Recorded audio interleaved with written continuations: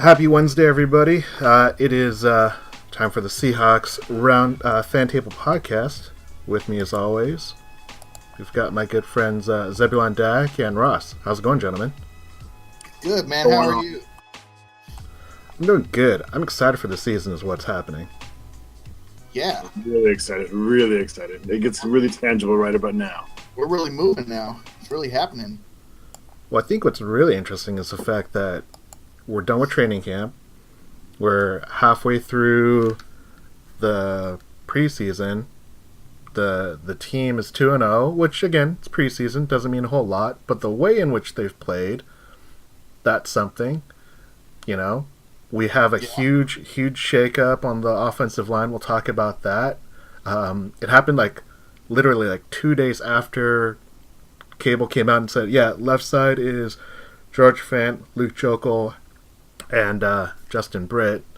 Then we got a bunch of newcomers. Got a lot of people are, I think, fans are ready to boot off. So that's been. We solidified the left side of our line, and then. If that were a meme, it would have been like the injury emoji saying "Hold my beer." Bingo. But before we get into kind of our lineup, it's been a while since we've been online. We've been doing some things, stuff online, stuff for the podcast, stuff for our website. For those of you that are watching us live, thank you for joining us. We are the Seahawks Fan Table Podcast. We did a joint fantasy draft with the 3-step drop last week. It was actually a lot of fun. We'll talk a lot about the fantasy league towards the end of the podcast today. But any comments that you guys want to share about your highs and lows about that? The fantasy draft? Yeah, nailed it. You missed it. Zeb auto drafted and got the second highest grade. I like to think of it as the highest grade. Well, it's a self-fulfilling prophecy. I mean, the computer gives you who they think is best, and then oh yeah, that's exactly who you picked, isn't it? Wow. Yeah. Yeah. I picked a lot of sleepers, so I got a C- or something grade. I watched that draft. I auto picked, but I watched it all happen, and I let it go the way it was going to. So the way I see it, I still made the decisions ultimately. Well, that is something then. I'm draft pro, bro. Draft pro. Life is easy. Hashtag. What's also interesting is, as I said, we're doing this with another podcast. We're friends with Leo Coleman and Maddie, who are part of the 3-step drop. They're the other part of this Seahawks podcast fantasy league, and they're doing a little bit of collusion. We'll get some opinions about that later, but they've already traded amongst themselves already, and it's hasn't even been a week since the league has been around. So yeah, these quote unquote experts of the game trading among themselves. Interesting. Huh? 3-way trade. It's like baseball. Yeah, it's interesting. We'll see how it pans out, but you know what? It's okay because we've got Zeb Dak, who's got the second best draft in the league. He's going to carry us to a championship. I feel very strongly about that. He also has a full roster. 4 wins. At least 4 wins this season. Shooting high. I like it. Other things that we've been doing, we've been working on our website, so forum.hawkscast.com. If you haven't checked it out already, please check it out. We're lots of great Seahawks conversation talking about preseason. Also, we have other topics that are getting very lively, so if you have other interests outside of just the Seahawks, we welcome you to join, talking about other sports, talking about politics, talking about current events, talking about movies, talking about all kinds of stuff. Really, really fun. Hope you will join that. We're the Seahawks fan forum that will allow you to talk about politics. Yeah, it's probably a risky. Very controversial. Yeah, it's probably a little bit of risk involved there, but in the close community that we have, it's actually been pretty solid conversation. Everyone's been really respectful, which is definitely the goal and part of the reason why we put this site together. Yeah, definitely. It's very, very conversation, I think. Yeah. Before we get into our topics, let's talk really just quickly about kind of kind of some first impressions of Game 1 and Game 2 of the preseason. We're going to get to weekly podcasts once the season rolls around, but in the preseason, we're going to be here every 2 weeks, so we'll be here back in a couple weeks. But, Ross, what was your take? It's our preseason. It is our preseason. We're taking it a little bit easy. We're going Le'Veon Bell style. We're giving you a date in advance saying this is when we're going to really, really be there. I thought we were only going to let Zeb in for the first question and take him out, right? The first topic. one topic, and then I'm taking my shoes off. Yeah, we don't want to pull a hammy or anything.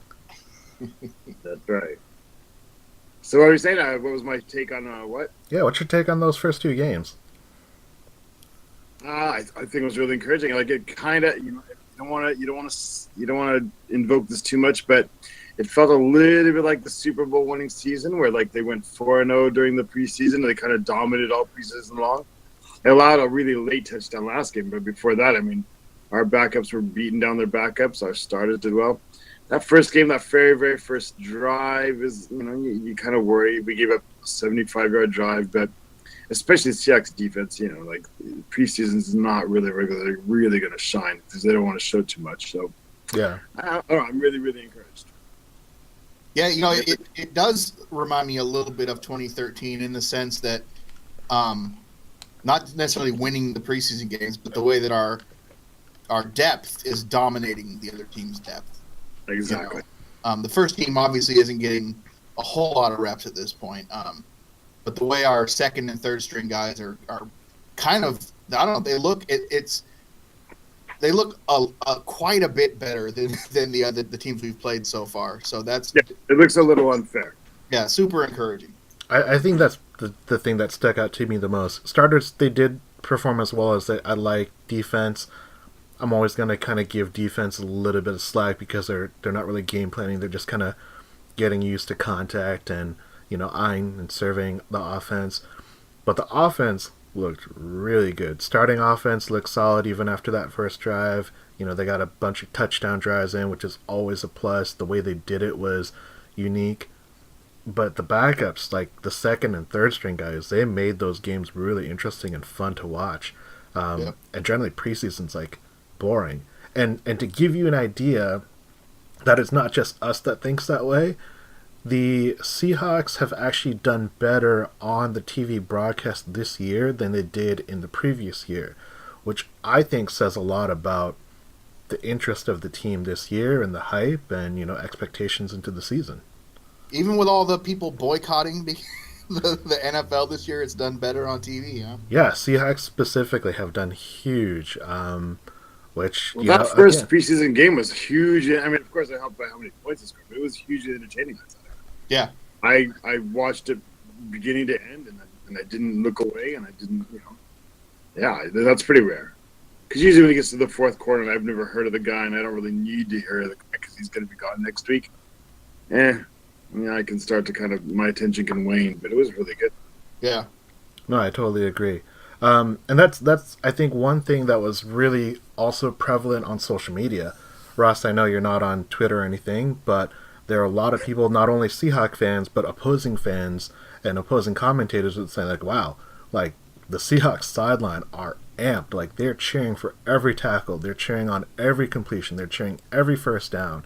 And it's not like coaches. It's all the stars. It's all the veterans that are, like, cheering and getting pumped and getting amped, which, again, going back to that idea of 2013 is pretty sweet to see. Yeah. Even the crowd seemed to really be into it, didn't they? Well, we should really talk about the Los Angeles Chargers because they didn't fill out their stadium. They're playing in a soccer stadium that only has 27,000 people. Only about 21,000 people were actually at the game. And I would say maybe like a fifth of the stadium were Seahawk fans in LA. That's not a great showing for your first time in the city. But I kind of give them a pass. I mean, like, they've been right. I mean, like, when the Rams moved there, they were moving back there. So you had, like, the old-time fans. There's some base there.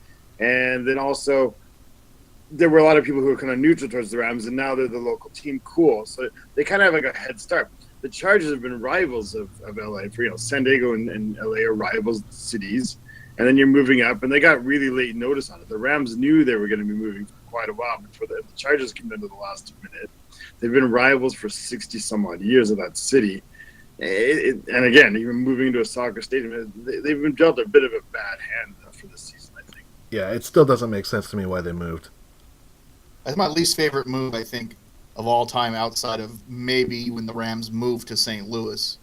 It's just dumb. I hate it. When the Browns moved to Baltimore, that was pretty bad. Yeah, well, I mean, I guess they were really angry about it, but I didn't care about the Browns.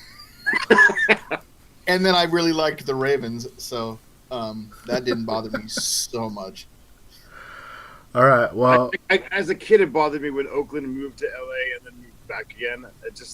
It just seems so cynical. Yeah. Yeah, Makes sense. it's weird. It's weird to see all these moves with all these cities, especially in the past few years, because these are all franchises that are kind of feel entrenched. I know St. Louis never really seemed to like love the Rams. They seem like they're more of a baseball town before anything else. So the Rams are like third fiddle to the Cardinals, and then the Cardinals in the off season, and then it's the Rams. So I get why that's maybe a tough transition for them, but you got to be a good product, and usually that takes care of a lot of it. Well, I think that's going to help San Diego long term. I think San Diego is going to put a better product on the field long term than the Rams. I believe in their manager. I believe in their ownership more than I do believe in the Rams. Yeah. And people like winners, especially in LA, where it's a very fickle crowd. Seriously. That's I mean, true. do you think the people of LA are going to follow like Phillip Rivers throwing the ball everywhere to a bunch of good receivers this year? Or are they going to follow Goff, like handing the ball off for 3 yards to carry him? Yeah, we'll see. What appeals more to the LA crowd? I think it's pretty obvious. Yeah. Points. I think by the end of the season, I think the Chargers will be filling their shoebox completely full of people. Yeah. Well, we are the Seahawks fan table, and we're going to actually talk about some Seahawks now. So, topic number one is probably the most discussed and fretted topic, not even just this offseason, but going into last year, and it's the offensive line. So, topic number one, are the Seahawks prepared to overcome another setback with their offensive line? Ross, what do you think, man? Last week I was a little bit on the ledge when Fant was hurt, but I've had some time to gain perspective, and I really think that I was devastated for George when he went down. I mean, I talked a lot about him last year. He's one of my favorite players, maybe my favorite player already, which would be new for me for an offensive lineman to be my favorite player. But I talked last year he was serviceable at the end of the season, and he wasn't great. And people were like, "Why do you like him? He's not that good." I'm like, "Yeah, but he's never played. Think about the learning curve. Think about what it implies for the future that he can be out there with his background already." So I was really, really excited for him for this year, and he goes down. And I was really devastated for him, but eventually that's kind of what turned my idea. I think that's actually the point. I was disappointed for him. Fant is hurt. I mean, it's devastating to spend his entire offseason rebuilding his body and putting in all the work. But okay, now we've got in Tobin, who we've traded for. That guy actually has a background of the position. He's done it for years and years and years. At where they are today, yeah, we're really, really certain that Tobin's actually not better than Fant, maybe still. I don't think it really matters for the Seahawks as a team, or I don't think it's an excuse for the team. It seems to me it's more of a personal setback for Fant, and we'd love to have him, and he's a great story, and I want him back next year. But for how the success of the team this year, I don't think it really hinged on Fant as long as we have a suitable backup. They're going to give Reese Odhiambo the first shot at it, and I kind of feel like he's not going to make it. But I feel like Tobin fits in there. They gave him a fifth for him. Like I said, he's had experience. He started before at the position. I don't think it's that much of a drop-off once he's got a couple of weeks of practice with the team. That's not a very popular opinion. No. I honestly, I pretty much agree with you. Like, I don't think, other than Britt at center, I don't think there's anybody on our line who's like irreplaceable. You know what I mean? I think Fant was making a lot of progress, and I was definitely looking forward to see what he was able to do this year. But I didn't expect him to come out and be a top 5 or a Pro Bowler or anything like that. So I imagine that the drop off to whoever wins the job going forward won't be all that big. Right. I mean, we didn't lose Walter Jones. Oh God, that would be awful. No, well, we did actually a few years ago when he retired. Oh, right. I mean, we didn't lose Walter Jones last Friday. Yeah. Yeah, I mean, I think you have to look at it that losing George Fant is a really big loss for what they want to become, but in the short term, it's maybe not that big of a drop. You allude to the fact that, the guys that are replacing him are guys that have played offensive line either throughout their college and professional career. So we're not going from a guy that was an offensive, or actually he was a tight end and a basketball player before anything else, before he was a left tackle. Right. So the gap that we're trying to overcome for this year, I don't think is that great. I think it hurts the story. And I think that's one of the things that you loved, Ross, is this is a guy who has an amazing story, who you want to attach yourself to and you want to be invested in, because if they succeed even just marginally, even if they're just hey, that guy got a new contract, that's a really, really big success story. I mean, we look at... by the end of next year. Yeah, at the end of next year. By the end of next year, I mean, you'll be the biggest story ever. I mean, has anybody ever done that? I mean, except for... Oh my God, I can't believe I just forgot his name. Antonio Gates. He was only a basketball player as well. Except for him, is there anybody else whose story is like this? I don't think so. Not that I know of. Yeah, not to the degree of George Fant, because just 12 downs in college football, and it was at a different position. Yeah, I mean, Garrett Gilliam was a tight end at Penn State before he became a right tackle in Seattle. Right, but I mean, he played. Yeah, but he's going to be more beloved for the touchdown he caught in the NFC Championship game more than anything else. Yeah, so it is a unique situation. I'm not ready to give up yet. Obviously, we don't have a great line to begin with. So last year we were rated as one of the worst lines in the NFL. Even if Fant were healthy, we're not going to jump to the top 20. We're still going to be in the lower third of offensive lines. So we're back to 32 instead of being in the mid-20s. Not that huge of a loss. We don't need to be in the top 10 or anything. We could be 22 and be fine. I mean, it'd be nice. Yeah, it'd be nice. It would. But then you have to start thinking about, it's a salary cap era. I mean, what positions do you want to give up? If they want to spend all that on defense, then you got to do what you got to do on offensive line. Totally, I agree. But and I think that's something that we'll kind of have to see. But actually, that's actually a good segue into our topic here that we're going to talk about next, which is topic number 2. And do you agree with the extensions given to strong safety Cam Chancellor and to the center Justin Britt? So this has been an ongoing discussion that we've had on the podcast and even just as friends between myself, Zeb, and Ross. Zeb, I'm going to let you answer this one first. What do you think about these extensions? Well, it's going to be a pretty short answer for me, and I don't have the numbers in front of me, but I like both of the extensions. I like. First of all, I want to keep Cam around as long as he can play, but I also do like the fact that we're maybe rewarding him for what he's done. So I'm a fan of that extension. And then Justin Britt, who has been moved around the line a little bit and struggled his first couple of years, has turned into one of our most solid, reliable players at center. And I think that it's, that's the right thing to do right now is lock him up. Let's stabilize that and just try to build around him from there. Ross, what about you? What do you think about this? Yeah, I'm the bad guy, right? Bring it. Hit us. You've been trying to trade Cam since 2004. I know. He's like, I love Cam Chancellor, but we need to trade his ass. Yeah, I mean, okay. I mean, what I think is, do I agree with him? Do I not agree with him? Okay, Britt, I 100% agree with. On multiple levels, right? I mean, he's the guy who proves that Pete Carroll believes in what he says, and John Sutter believes what he says. Like, if you do all the right things, you put in the work, and you commit to the team, and you trust in the team, because Justin Britt could not have at first been happy when he was first told he was moving from tackle to guard, because that means like, okay, you didn't do your job right. And then like after a year of that, he's like, okay, now you're a center, and he's like, I don't look like a center, but they put him at center. But he trusted in the team, and it paid off for him, and it paid off for the Seahawks, and that was getting rewarded. And it also shows that they actually, because you started to wonder, like every year they have the excuse on why they didn't keep people around. They traded Max Unger, and who was the last left tackle they didn't keep, and Russell Okung. Yeah, so Okung, like there was like some debate. They should keep that guy. He's not awesome, but continuity, and they always have some excuse not to. And you start to wonder, maybe they don't really value it at all.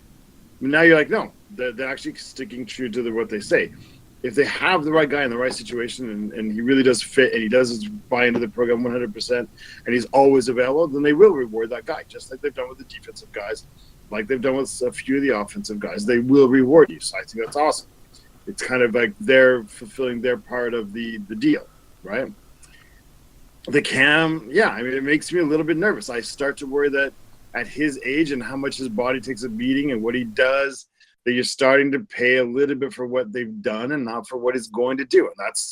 And that's what you do when you want to be on the downside of your window. You're going to close your championship window if you do that too much. People say he's the heart and soul of the defense, and the stats say Earl Thomas is really, but at the same time, I mean, he is a local locker room leader. He is very important to the team. Brings the boom and the Legion of Boom, and so maybe he had to do this anyway. Maybe just have to do it. It's like a thing. But I think it also shows the interesting contrast, two different philosophies, and we don't know which one's going to be better long term between the Patriots and the Seahawks. We know Belichick would have traded or gotten rid of him, right? That's the dry analytical thing to do with him. But we'll see if it can pay off for us. Going the other way. I could be wrong. I hope I'm wrong. I hope you're wrong too. I really do. I want to be wrong. I suspect we're going to look at in a year from now and go, the crazy thing is, this is really uncharted territory. Cam Chancellor is the first Seahawk drafted player to get 2 extensions from the team. Marshawn Lynch and Michael Bennett were free agent acquisitions or trades, so they don't count for their 2 extensions that they got. Justin Britt is the first drafted offensive lineman by Pete and John to get a single extension. Any of the guys that they've drafted to play offensive line have not been re-signed, and this includes Russell Okung. So this is a big first for the team. This is kind of uncharted territory. As you were saying, Ross, this is kind of a self-fulfilling prophecy where they're saying, like, hey, we believe in you guys. This is what you need to do to get a contract. And for all purposes, both of these guys have done exactly that. You've got a strong safety who everyone thought was overpaid when he got his first extension, and then within a year, it's just like, wow, Cam Chancellor's a steal all of a sudden. Justin Britt goes from the starting right tackle for our last Super Bowl appearing team, moves to right guard, and people are worried he's going to get cut, and all of a sudden he's our star offensive center. And we saw the impact when he wasn't on the field in that game against Tampa last year. So these are good moves. These are moves not only for the players, but for the team, but for the team's philosophy with Pete and John. And to give a little bit more information why I'm kind of so high about everything right now is Ross very, very lovingly sent me a copy of Pete Carroll's book, Win Forever, and I'm about a third the way through. And the whole time I'm reading this book, I'm going through Pete Carroll's experiences that led him to the point of being the head coach for Seattle. Right now, he's talking about his USC days. It's still very early. But I sent it to Zeb. Well, Zeb hasn't gotten it yet. I got it. I did. Oh, you did? Okay. Yeah, that's when I asked you if you got me a book or if you actually got it. But the thing is, like, in the first third of his book, you hear him talking about it, and this is before he's won a Super Bowl. This is before he's really proven himself as the coach he is right now. There were definitely a lot of question marks, but you see these fingerprints, and this is kind of the epitome of what Pete wanted. He didn't get that from anyone before, which is why they didn't get that second extension. This is why that offensive lineman never got a first contract after their rookie deal. it's because Pete is putting his philosophy into place, and that's what's happening. And this is, I think, where it goes against the Bill Belichick Patriots style of running a team. And we'll see if it plays out, because this is new territory. This is the first time it's happened. And I believe in Pete. I believe in his program. I believe in that philosophy. And I think doesn't that book get you excited? That's why I sent it to you guys. Like, I spent so much time quoting from it and telling you, like, I have adopted it even into my private life and my business. To me, the book blew me away the first time I read it, and the second, third times I read it, just so much there to absorb. The philosophy of life, really. So that's why I sent it to you. Yeah, and I see that, and the thing that I see most about what Pete is bringing to the Seahawks is win forever is not about always being the best team. It's about competition, and I don't know why he didn't use that as a phrase, but maybe it's not sexy as a book title. But competition is not always against an opponent. It's about proving yourself that you can do things better and better and better and better. So exactly, it's about yourself. It's, whether you're a salesman or a taxi driver, are you being the best taxi driver you can be? Did you run that? Did you drive that route the best way? Did you take care of that customer the best way you could be? And it's all about that, and how to get yourself to that level, and how to keep yourself there. Yeah. So that's one of the reasons why I want to talk about this topic. But here's the interesting follow up. Who's gonna be the second Seahawk player to get their second extension? You've got Earl coming up. You've got Sherman coming up at the same time. In a couple years, we're already going to have to talk about Russell Wilson. So this team is they're getting older, but that also means that those contracts are starting to pick up, and those players are going to come back again. Who's going to be the next? Earl has already alluded that he assumes it's going to be him. When is his contract up? His contract is up at the end of 2018. So it's got to be him. When is Baldwin up? Baldwin is up, I want to say, end of 2019. Okay, is Sherm 18 as well? Sherm is also 2018. 2018 is actually a really scary free agent class. Jesus. Like, the draft has to work out because a lot of people, we can't afford to keep it. Yeah, and that's the other thing why getting Cam Chancellor and Justin Britt signed this year, so that way they're not free agents going at the end of this year, is actually really huge. It gives them a lot more opportunity, because Luke Jokel and Eddie Lacy, that's, $16 million, and that's essentially 3 extensions that they could sign players to for their big players, just due to the way that they can structure the salary cap. God, I'm starting to think that $8 million on Lacy was a mistake. It's a 1 year deal. They're not going to get burned by that. Yeah, but I feel like we could spend $8 million on another lineman or something this year. I don't know. Let's see. Not that there were a lot of linemen out there available, but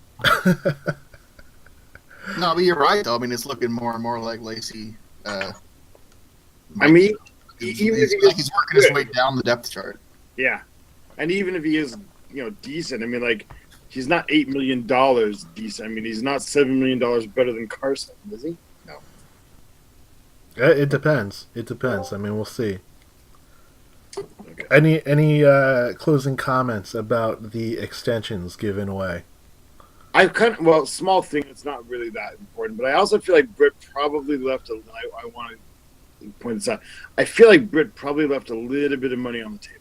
You think so? I feel like, yeah, he's $9 million a year. If he'd got, like, as a Pro Bowl level center at the end of the year, if he really decided to push it in the free agency, I think he could have got more these days. Yeah, when they tell us how much, like, the salary cap is going to extend again for next year, it's going up every year, $5 million. I think he could have got 10, 11, 10 and a half. Yeah. Yeah, but it's possible. I mean, next year, probably, yeah. How often do Pro Bowl centers go into the free market? Pretty frequently. I don't know the answer to that question. One did. I can't remember his name. One did this year, and he got quite a bit. So we'll see. Yeah. Who, Matt Burke? That was a couple years ago, wasn't it? Yeah, I think so. I feel like the center for Atlanta, he was a free agent. Right. I don't know. maybe I'm wrong, but I just feel like Britt probably, because that was like a big worry that they were going to be priced out if they waited as well. No, I think you're right. If they didn't give him a contract this year and he played at the level that he's been at through the season, and that next year he's a free agent, he would probably make more money. Yeah, I don't think there's much doubt about that. No, and I think that's one of the reasons why Pete and John are able to lock their guys up in the off season before they hit free agency. You can tell who they want to keep and who they're willing to let walk. You know, this is going to sound really, really intangible, but I think there's one more positive to signing Britt now is giving him that contract. It makes him, how can I say this is going to sound weird, it makes him a leader. I mean, even if he already was, it gives him more stats. Players are it's all about, often with players, it's, how much money you're making or what just contract status. Being, like you said, Sammy, that first guy to get the extension, being like the guy who's been in every position on the line, and now you're getting extended, it gives him a bit more status and in the locker room as well. And I think that really actually matters now. I think you're right, and I think he showed just this last weekend by his actions before the game that he is becoming a leader. So yeah, I think you're exactly right. Oh, I can't wait to talk about that one. That's topic number 4. Yeah. All right, let's move along because I want to make a lot of time for that one because that one we have a lot of opinions about that topic. So we're gonna go into topic number 3, the Homer Corner. So just to give a little bit of insight, when we were coming up with the topics, we had a little bit of a dark turn. So this is the lighter, happier version. The lighter version, yes. Yes. So the question today: what Seahawk injury do you wish you could reverse? How does that change the game or a season? So, Ross, I'm going to let you take this. You're the longest standing fan of the 3 of us. Okay, so I want to clarify. You mean like ever, right? You can go back as far as you like, 1976. I go back 1976 when what's his name got hurt, and so Jim Zorn took over. Man. Okay, I'm going to name 2 because it's Sure. Yeah. Okay, I'm going to go to 1984. Last minute of the first quarter of the season opener, and Kurt Warner blows out his knee. Yep, that's the one. And a lot of, the narrative is that destroyed his career because he was never quite the same. And actually, look at the stats. He was eventually 2 years later. He was, but it really, really changed things. And it was traumatic to see. It was traumatic to see the impact on the team. Although that year they still made it to the AFC Championship. So maybe it wasn't that big of a deal, but he felt really bad for the guy. And then, for the next year, he averaged less than 4 yards a carry. And I think the year after that, it was still just barely under 4 yards a carry. And he just felt so bad. And it really hampered the team. And he just wondered, what the team would have been like if he had been at full strength.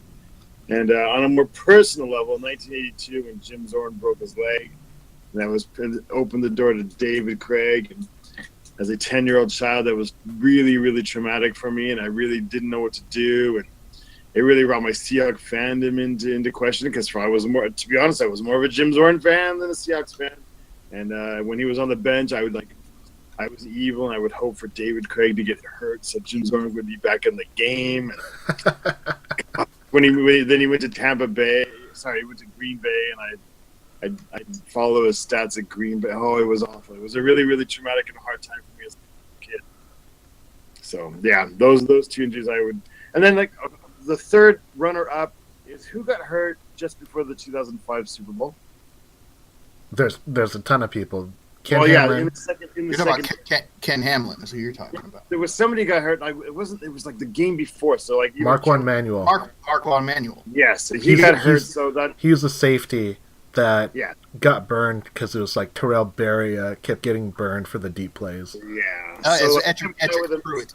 Oh, Ettrick Pruitt. The guy with a really screwed up spelling of his own name. That guy had to play in the Super Bowl, and that was really, really ugly as well. So that one, you kind of wonder if even that one personnel change would have won a Super Bowl. Yeah. So, those are my 3. One personnel, one epic. Now that Ross has taken up all the good ones.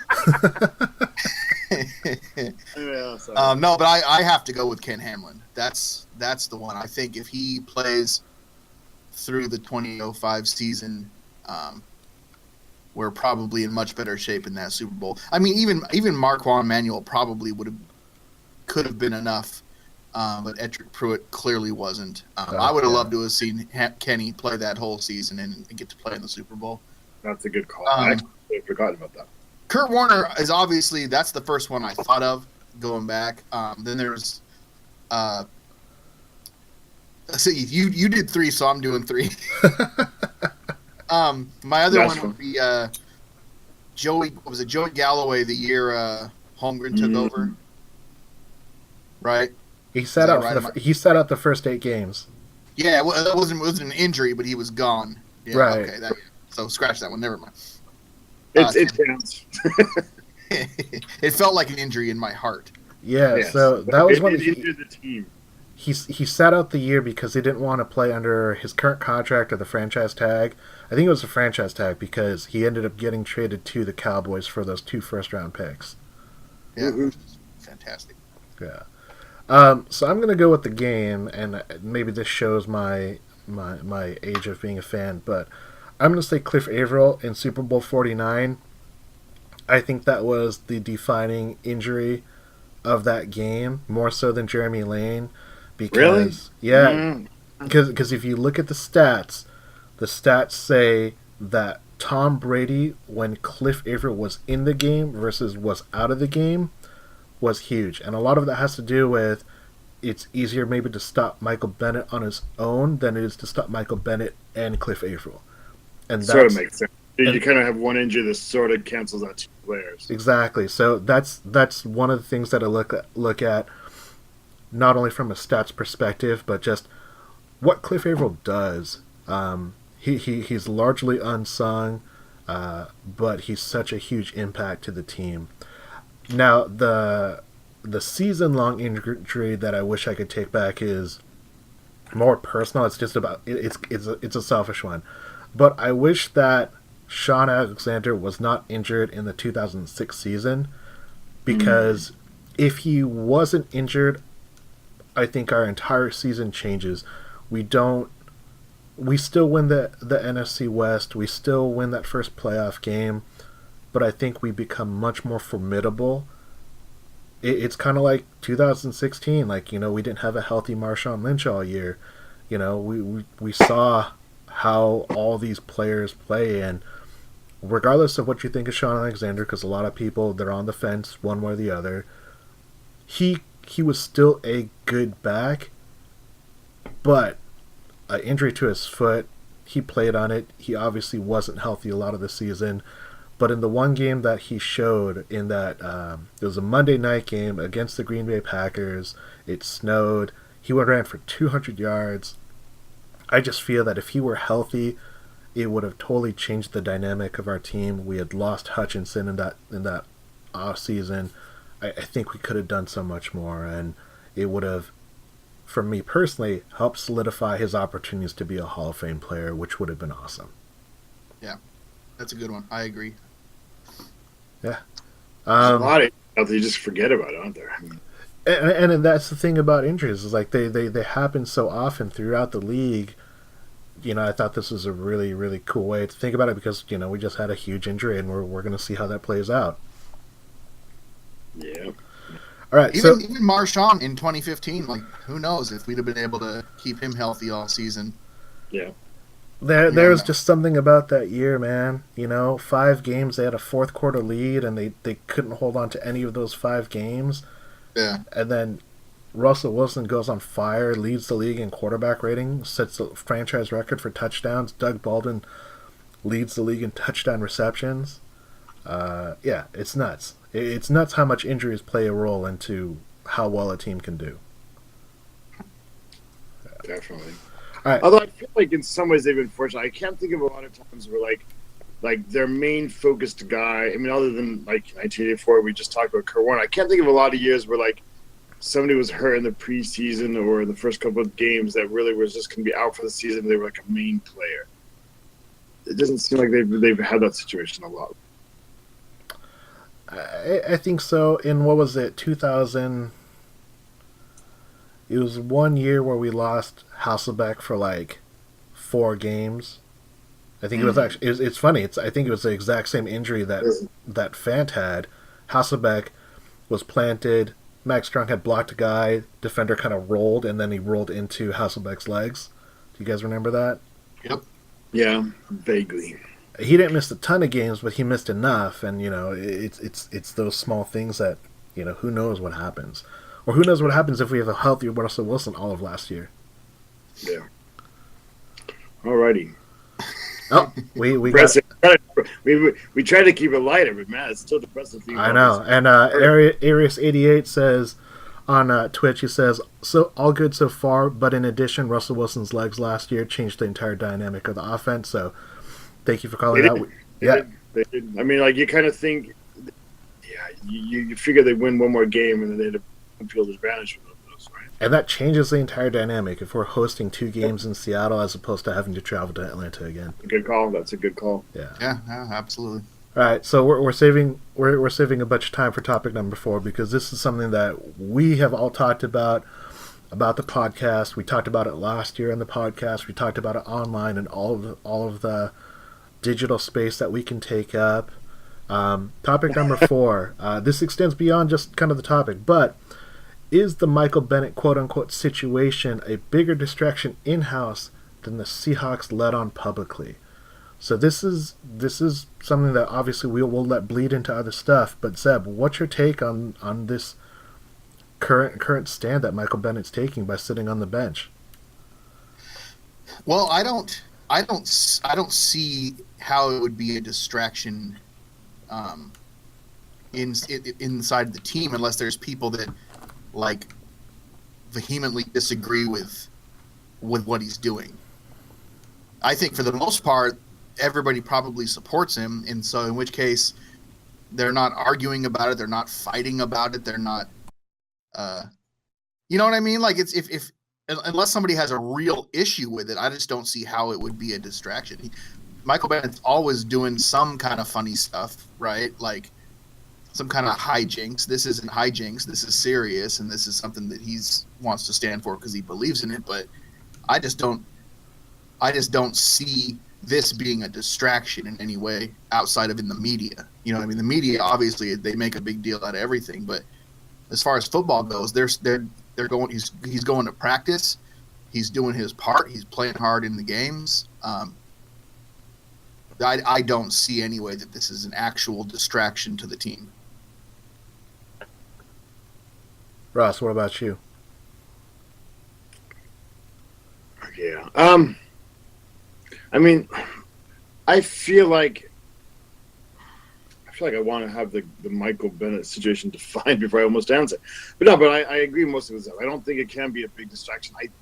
I think that people use the word distraction. I think they talk about this kind of thing in an abstract way because they don't want to talk about it in more direct terms. Because, like as I've said, how much of a distraction can it possibly be? During a 90-minute song, an important song, the national anthem, one guy's not standing up next to you. I mean, and you're worried about why he's not standing up there. I don't think that can be a distraction. And I think it's kind of a very nebulous, kind of like you're pretending you have ESP if you say it bothers you. Because if the guy said he was sitting there, like as I've written elsewhere, that he's praying, for example, nobody would dare condemn it for it. If he said, for example, he just felt like during that time that he felt it was important for himself to pray, nobody would dare say that.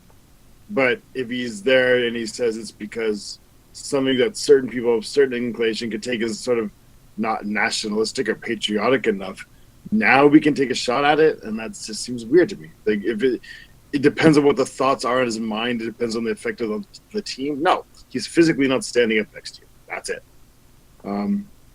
I actually feel like in some ways it's going to be the opposite effect.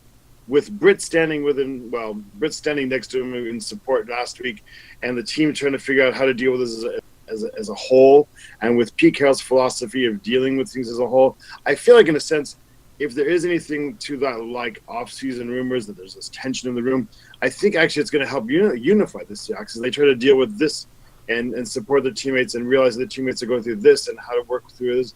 And it just seems to me more like it's going to be a unifying factor as they try to work through it together, rather than being a divider. Like we just kind of talked about. Britt is now a leader, and he's immediately out the day or 2 days after he signed his extension. He's able to do that, and I almost feel like he couldn't have done it if he hadn't got the extension. Actually, Yeah, I actually agree with that point. It just seems weird to me that we even have to ask the question, but we do. I think what a lot of it comes down to is what angle are you viewing it from? What's your perspective, and where do you think that distraction comes into play? Because there is a lot of talk for people that are looking at this move as a distraction, saying this takes away from his ability to play football. Now, there's a lot of argument that could be made that his football play will not be impacted at all. We're talking about a 90-second time period where he's just sitting on a bench and he's drawing attention to an issue so that we can talk about it after the game. It doesn't impact him rushing the quarterback. It doesn't impact his ability to do anything, because throughout the regular season, throughout the week, he's at practice, like you were saying, Ross. He's doing all the things that you want. And Arius 88, he brings up a really good point on the chat and says Bennett can be articulate about why, whereas Kaepernick couldn't. And I think that's really true. Michael Bennett has been doing a lot of events. He's been very vocal about a lot of things. And I think what some people will angle it as is, when I do something outside of X, I want it to only be this. So when they watch sports, they only want it to be about sports. They don't want anything bleeding into it. They don't want advertisement. They don't want distraction. They don't want politics. They don't want dissent. They just want to enjoy the football game. And people hold that in such high regard that anything that takes away from that all of a sudden is terrible. I want to slightly disagree. It seems like they do want to know their football players and the athletes at a different level, but only in certain ways. I definitely agree with that. I definitely agree that there's a box that they want people to put in. They're just like, protest, but not in that way. I mean, again, like I've used this example elsewhere. Like, I feel like if you're on a USO tour, that's okay.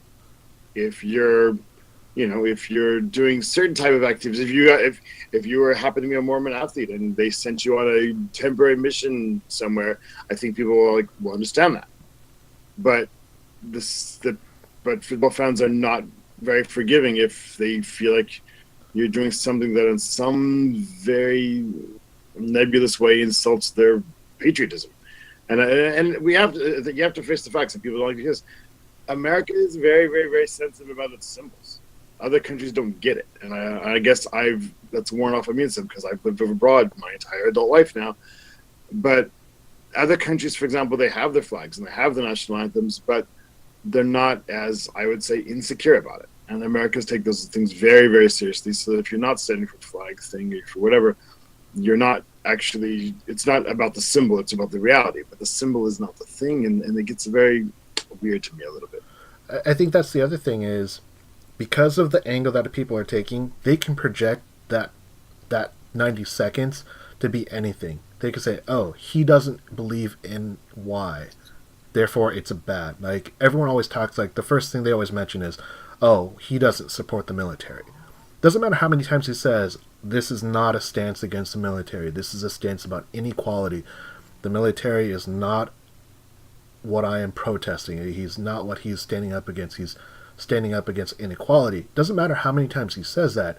People will just focus and say, like, the people bringing out the flag in the stadium are usually military. They're paid either by the team or by the government to appear and to do their thing, and that's what people associate with. And I think that's what's really hard for people to separate. And if they project what this symbol represents to them, it reflects negatively against guys like Michael Bennett and Colin Kaepernick, and to some degree Justin Britt, because Frank Clark and Cliff Averill, in the last few seconds of the anthem, they went and sat down with Michael Bennett. No one's talking about them, no one's constantly talking to Justin Britt about why he's doing it. They're just kind of they just said, okay, yeah, we agree, we're okay with that, but Michael Bennett, what are you doing? You're a distraction. It's that angle. Which way are you approaching it? And I think there's definitely two ways that people are. there's clearly a lot of projection going on. I mean, you can see it everywhere. That's last year when we talked about this. You know, when I didn't, you know, I agree with Kaepernick's right to do whatever he wants to do, but I also felt that there was some danger in how he was going about it, like they just wrote. I mean, he didn't articulate it very well what he was doing, and when you don't, you leave it open to even more projection. I mean, Bennett's being pretty clear about what he wants, and it's still open to projection. When Kaepernick doesn't say anything, or says it so poorly, or Jeremy Lane says it even more inarticulately, you just open yourself up to like letting other people assign the meaning to what you're doing, and it can be very, very dangerous. Ultimately to one's career, obviously, in my opinion. And it's really awkward to me as well, because it shows maybe what some people are valuing. I remember 3, 4, 5 years ago, Kaepernick, the big thing about him on his Twitter account was that he was photographed wearing a Miami Dolphins hat, right? And then there was the big thing where like he showed how many shoes he owned. Michael Air Jordans or whatever, was it? Yes, Air Jordans. Air Jordans. And then yeah, like thousands of pairs of that or whatever. And then like another picture of like his bling room and whatever. And you know, people were all over his case for that, rightly so in some cases. Because I remember people comparing it to like what Russell Wilson was doing in the offseason. So he's moved past all this immature little garbage. I mean, like wearing a Miami Dolphins hat, you would think that would be why we would question his commitment to like a team or a football. Like you're not on that team, man. But now that he's matured, I would say he's matured, and he's thinking more about his place in society. Now we question it. Now that Michael Bennett wants, you know, he's grown up to just like the immature little hijinks he and his brother did as kids. They've grown into like full-on activists. Now we're going to question. I mean, like when they're actually showing they want to be involved, adult members of society. Now we're going to question that. Maybe you don't agree with it, but wouldn't you think that's more respectful? And you think he's probably likewise taking his profession more seriously as well? I don't understand it. It's all projection to me. It makes white people angry and uncomfortable, and that's all there really is to it. Which is what he said. Which is what he said he wants to do. When they're goofing around and making jokes, it's entertainment. They're entertaining. No one's going to be angry about that. But now that they're standing for something that scares white people, that white people don't want to believe is true, you know, then the white people get angry, and then they start jumping to those conclusions. You don't support the military, this and that, and you know my grandfather died in the war, so you know, it's pretty ridiculous, really. Like I support anybody's right to stand or sit during a national anthem, depending on how they feel about it or what they're trying to bring awareness to something or whatever. Like it's not as serious. The action itself is not serious enough for people to get angry about. It's that it's making them question something they thought they believed, making them feel different than what they want to.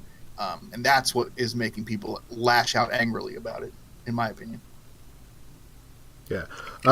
Really quick, Ross, Arius 88, says, other countries have an identity of shared genetics and heritage. The U.S. has its shared ideas and symbols for our unity. That's not entirely summary, but it's part of the reasoning. So just kind of the idea, as you're saying, is... It's definitely. I mean, the U.S. is it's a relatively new country as such.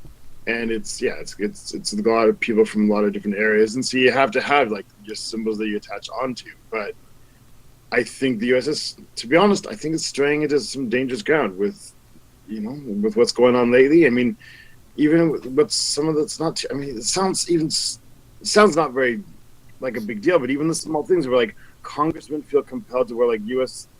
flag lapels on their, on their collars, little badges. Really, the fact that you're running for Congress itself and what that entails should show enough patriotism in itself. But if you don't wear an American flag lapel sticker, whatever, now we're going to question your patriotism. I mean, come on, people. Yeah. Well, I think it's a negative sign. It is a negative sign. I think that's the difficulty of the conversation, as Zeb said, and it's kind of why Michael Bennett's doing this. Is making people uncomfortable forces them to address it, and a lot of people are scared to address it. So I don't want to go too long on this, so I want to wrap this kind of back into the Seahawks. And we talked a little bit about how the team is approaching it. So you have Justin Britt a newly extended center who goes and stands by Michael Bennett, puts his hand on his shoulder, and stands there with him in solidarity. Michael Bennett said this is not going to be an issue until white players take a stand because they're not affected. The Cleveland Browns had 12 people, including a white player, take a knee during their national anthem in their game. So this movement is already very different. But let's talk about kind of how the Seahawks as a team are responding. Did you guys hear what Pete Carroll had to say about what he was doing and how they're going to let it play out? I think I just remember him saying that he felt personally people stand for the flag, but he knew that Michael Bennett had issues that were important to him socially, and then he respected that. That's all. Yeah, I mean, that's pretty much it. Pete's stance has always kind of been let the players have their personalities and have their opinions and be themselves, right? So while that's not necessarily coming out in support of what they're doing, it's definitely not going against it. It's not, they're not threatening punishment or publicly going against what the player's doing. It's Pete. He's always been that way. He supports the guys. It's their decision. It's their choice. It's their opinions. Let them be who they are. And I like that he's doing it that way. So let me play a little bit of devil's advocate. One of the core tenets of Pete's philosophy in Win Forever and Compete Now is protect the team. Do you feel that Michael is putting the team in jeopardy and not protecting it by these actions? I don't think so at all. No, not in any way. To me, what he's doing should have zero effect on the safety or the quality of the team, and the quality of football that they should be able to play. To me, it doesn't make any sense unless there's people on the team that really are against what he's doing. And if that was the case, I think we'd probably hear about it. I don't know if you would. You got a Seattle team with Michael Bennett as a leader and Richard Sherman and Baldwin. Remember, there's a lot of young people. I mean, like, there's some potentially some like young offensive linemen, for example, from different areas of the country that maybe actually do feel. I mean, the odds are there are like some, for example, let's put it out there. There are some conservatives, some probably Republicans on the team. But if you're in Seattle and your coach is Pete Carroll, it's almost like the opposite of like if you're like in some heartland of America, hyper Christian areas where maybe you can't come out of the closet if you're gay, right? I can see that there probably are some people who are very, very strongly conservative on the team, but just can't express it because of the environment, the environment that the team has itself. Are you talking about Tanner McAvoy? I'm not talking anyway. It's all hypothetical. I mean, really, literally. But maybe he's got that. McAvoy is a bit of a conservative name, but he's one of my favorite players as well. Although he's on his way out. But I'm just saying, there probably are people who it's an issue for. But like I said, I think what's going to happen is I think the team's going to turn around and say, how do we want to deal with this as a team? And it's going to refocus even those people. It's like, you can be conservative. You can say that I don't really think that there actually is that much of a problem. But I can see you, Michael Bennett, this is important to you. And you perceive it to be a problem to you. And so you as my teammate, I'm going to support you as my teammate. And we're going to work through this together. We're going to talk, and I'm going to listen to you. And you're going to listen to me, and we're going to work it out because we're teammates, and I respect you, and I respect you on the field, so I respect you off the field as well. It can be a unifying factor, and I think it is already. Yeah. I think the people that are going to say that it hurts the team are the people that are already inclined to think that it's a distraction. Like, if they lose a game, people are immediately going to talk about that, or they're going to talk about, oh, well, your teammates have to answer questions about your actions. That's a distraction. Those aren't real distractions, though. Distractions should be what is taking away your ability to play, and there's nothing that has been shown about how players conduct themselves outside of the field. If they're not missing practice, if they're not missing snaps, if they're not missing games, there's really, really, really low impact. Is it called? Is it Rorschach?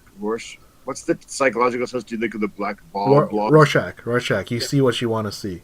Yeah, I mean the whole issue I think is like a giant Rorschach test to me. Like you will project what you think is happening based on sort of your political views on what's happening. If you really, really strongly disagree with what Michael Bennett's going to do, then of course you're going to be convinced it's a distraction to the team. If you think it's great that he's doing that, you can't even almost conceive of it being a problem for the team. It's a psychological test. Who's going to project what? But at the end of the day, football is a job for these guys, and you can do your job and still have a political viewpoint. Yeah, and I think there are a lot of people that want to see just one thing, and when they see anything extra than that, they think that's wrong, and then they'll speak out against it. The thing is that it's a republic, and you have to have an educated people that's willing to exchange ideas. And then in a republic, essentially everything is political. Everything you do reflects on it, and it reflects the world around them, and ultimately how they choose their representation. So I think you have to have responsibility. That's one of the reasons when we made our website, I have a political area that you can discuss those ideas. I don't think you can wall off politics inside a republic and have a functioning, healthy democracy. I think if we're trying to talk about a free flow of exchange of ideas and opinions and sharing information, it's really hard if you say, hey, we want to focus just on this one narrow scope. It becomes very limiting, and it's not a lot of opportunity, and I think a lot of people necessarily won't enjoy that. So I agree with your point that part of the reason why we have our website, forum.hawkscast.com, check it out if you have a chance. But to wrap things up, and final comments, I think we could go on about this topic, and we could do this multiple times because it is going to be an ongoing thing, and we're actually going to see how these quote-unquote, distractions are going to play out through the year, depending on how this season goes. If we go 16-0, I'll be like, bring it on. Everyone should take a knee. Everyone should sit down on the bench. I'm all for that. It's a bit of a setup, doesn't it? Because like the Cleveland Browns had 12 players taking a knee, and if they go 0-16, people are going to be like, yeah, but that's the thing. People are going to look for fault any way they can. People are going to say, "Oh, Russell Wilson, you were taking photo shoots with your future wife on a beach with a professional photographer. You're not paying attention to the game." Tony Romo, on your bye week before the playoffs, you and who was it? Jessica Simpson went to, Mexico. You're not focused on the game. People are going to come up with reasons for that. Focused realistic on how much focus it takes. But I got to be honest, man. Like that year that Russell Wilson was in that crappy movie, Entourage, the movie. Yeah, I wasn't really happy. I got to be honest. Did that make you mad? Did that make you outraged? I wasn't outraged, but I wasn't really happy. Did you write your Seahawks ticket account and say, "Hey, you know what? I'm thinking about canceling my tickets because this is a distraction"? No, I didn't go that far. But I was, I was. Hey, there are some people. This past offseason, man, where like Russell Wilson got together with the quarterback, Jay Keeps. Yep. Is that right? Jay Keeps. When they decided to make the new quarterback camp, I'm like, Russ, man, like, get us back to a Super Bowl, and then make a quarterback. Get me one more ring, and then we'll do that. Hey, man, this might be the year. We'll talk about that in future podcasts. But wrapping it up, we're going to start talking about some fan topics and some predictions. We also are introducing a new segment because we are doing the podcast Fantasy League with the 3-step drop. We're going to be talking about our Fantasy League, talking about some tips. So to start it off, let's talk about Seahawks. So this is a unique situation because we just had a draft. It was kind of an early draft because for timing purposes. The first Seahawk taken off the board was actually taken by Ross. So Ross took Doug Baldwin with the eighth pick in the second round. After Doug Baldwin in the fourth round, I took Jimmy Graham with the 11th pick, so second to last pick. And in the fifth round, I took Russell Wilson with the second pick. Going to the sixth round, Lior drafted Thomas Rawls, and then Laurel, who's Red Alice or Alice in the Horns, she took Eddie Lacy. She actually had more Seahawks on her team than Rams, and she's a Rams fan. Then we go to the seventh round, and Coleman took Seattle defense with the 8th pick in the 7th round. And then we've got CJ Process that went in the 10th. Tyler Lockett and Paul Richardson went in the 14th and 15th. And Zeb did not draft any Seahawks with this auto draft, and they gave him an A. I think that's an automatic failure for someone on the Seahawks podcast. I honestly think there's four Seahawks worth drafting at this point. You know, we don't know what's going to happen at running back. We're not sure how things are going to play out at wide receiver. I think Doug Baldwin, Russell Wilson, Jimmy Graham, and the Seahawks defense are the only real locks. You know. How about Blair Walsh, man? Blair Walsh kind of impressed me. I don't have a kicker yet. I need to get one. I'll probably pick up Blair Walsh. Yeah, I suppose he looked good. I didn't know if I liked his little mouthing off to his former coach. I like that. He says his team were giving him a hard time, so he gave him a hard time back. I kicked 250 yarders. I would too. Yeah, but how much would your opinion change about that if he went out and missed his next field goal? He did it after he made his second field goal. Okay, let's be real. Yeah, he missed his first, and he made the next two, right? Right. Yeah, and he was 2 for 3 on 50-yard plus field goals. So I mean, like, you're a kicker, man. Like, you got to be used to, like, your life series up and down. It's a serious roller coaster, man. That's like I think kicker and like soccer goalkeeper, whatever. Like those people have like the most psychologically like Teflon people in the world. Right. Yeah, they gotta have that fortitude, that intestinal fortitude that old Vince McMahon used to always talk about. Yeah, yeah. I don't know. It's fine. You said like we don't know how the running back situation is going to work out. I think fantasy wise though, if you're in a lot of leagues, if you look around, like Lacey is actually going higher than Rawls, and Rawls is the starter. If you're in, I shouldn't say this because I'm in an auction league with Sammy, then we're going to draft later. But I think actually, don't worry, I already have everything planned out in my head. I got it all. I locked it down. But I think you can actually like cover up both your bases by probably buying Lacey and Rawls for relatively cheap because people are so confused about either that it's kind of dropping the price on both. I think it depends on where your league's based at. If the league's in Seattle, like a Seattle area, but yeah, obviously if you're Seattle-based league, then you're kind of screwed. Yeah, there's no inside hints you're gonna put on the Seahawks.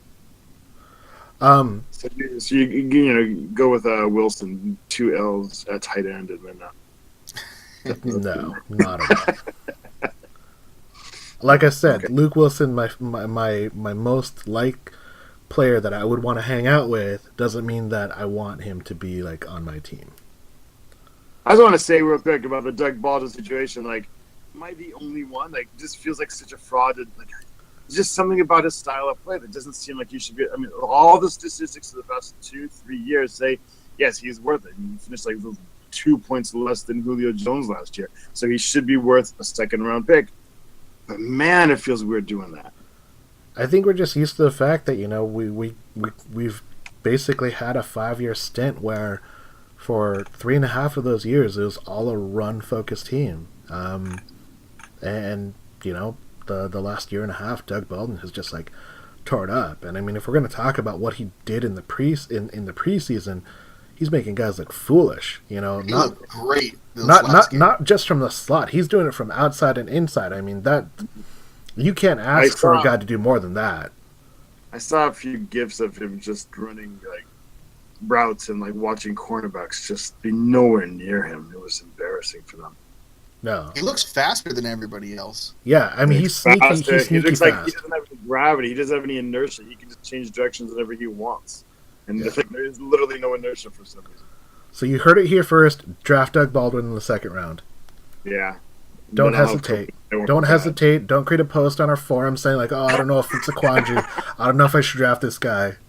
Don't do that. Just believe. Pull the trigger. See, believe in Doug Baldwin. Yeah, I believe in Doug Baldwin in the 3rd. Oh no, Ross, not in the 3rd. You're going to lose him. Okay, let's move on, man. Let's move on. All right, so we're going to do some quick predictions about the roster. This is going to cover in our next podcast. So I'm going to throw out some names, and you guys are going to say if they're going to make the roster, yes or no. Running back, Chris Carson. Yes. Yes, Zeb? Yeah, oh yeah. He's making it. All right, Alex Collins. Nope. No, unless they move him to fullback. All right, CJ Pro Size. Yes. Probably, but he could be a surprise. Dude, if I'm gonna kick anyone to the curb, it's that dude. Just ire him. Get him off the board. All right, wide receivers. Jermaine Kearse. No. Yes, but I'm not sure he should. I'm gonna say yes. Kason Williams. Yes. Yeah. Paul Richardson. Yes.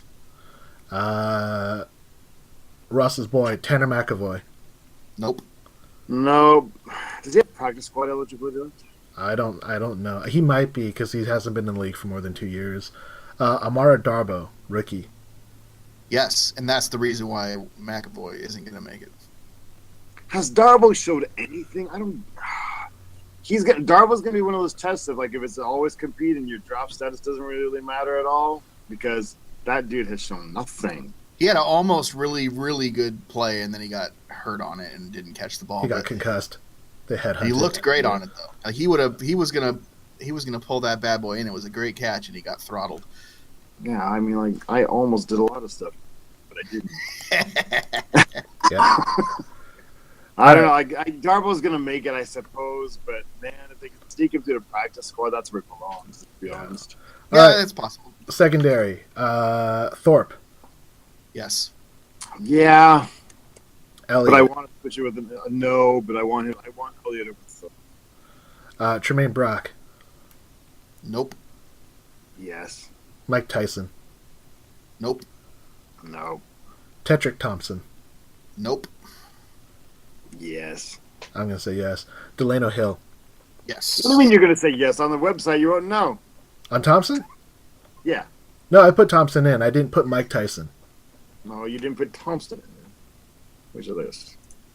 Yeah, pull up my list. Fact check me. Are we skipping Elliott? Elliott. We did Elliott. DeAndre we did Elliott. Elliott? What about just Pierre Desir? Nah. Well, I think we got a lot of good potential back there. There's just not enough room for all these guys. Here's wait. Oh, a second. Who am I supposed to be checking for? Tetrick Thompson.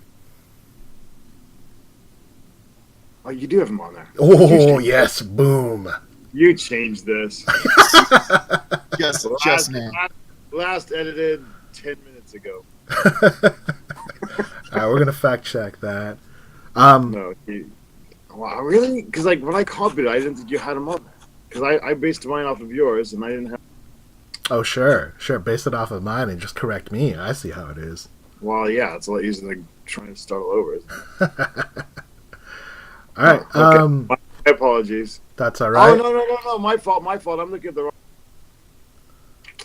Here's your projecting the 53-man roster, and at safety, you have Thomas, Chancellor, McDougald, and Hill. You don't have Thompson.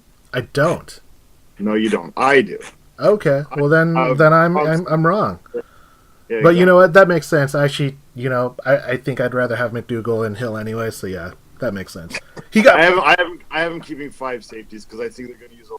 He's the one that got burned for that deep play against the Chargers. But better for that to happen in the preseason than in a real game if he ever plays. What about the Cromartie kid? No. Wait, who said no to Brock? Why do you say no to Brock? I said no to Brock. Why do you say no to Brock? I don't know. I don't like him. Okay. Well, you don't like him because he's a potential bad person, but That's not why.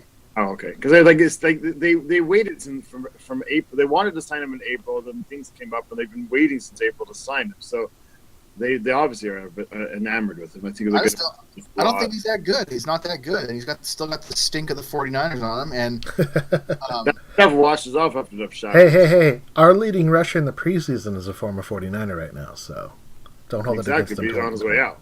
Who's that? Davis? Yeah, Mike Davis. Yeah, He was a 49er. he was a 49er last year. Well, yeah, but he's not going to make it. Doesn't matter. Yeah, he's not going to make the team. There's too many running backs on the team. Do you think Mike Davis makes it somewhere else? I think a lot of this year get cut. We see this every year, but this year I really mean.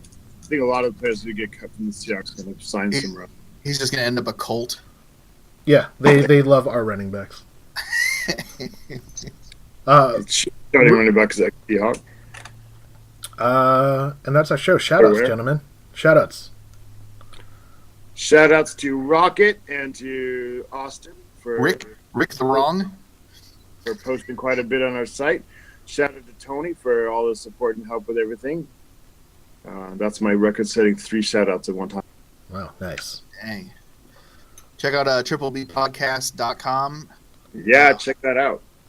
for hilarity, and check out zebdak.com if you need to record somewhere. zebdak.com. Make rap hits all day, every day. Day. Shout out to my brother Joe. Go, Joe. So, shout outs to my coworkers who listen to this. If you haven't, please check us out on Facebook and on Twitter. Search for Seahawks Fan Table Podcast. We're online. Check out our new website, forum.hawkscast.com. Lots of really good discussion there. We'd love to have you on. Looking forward to the season. There's so many things coming up. We'll be back in a couple weeks after the last preseason game, and then we'll come back every week once the season starts. Gentlemen, thank you for joining us. I am Sam. They are Zeb and Ross, and we are the Seahawks Podcast, Fan Table Podcast. Thank you very much for joining us. Go Hawks. Go Hawks. Hawks.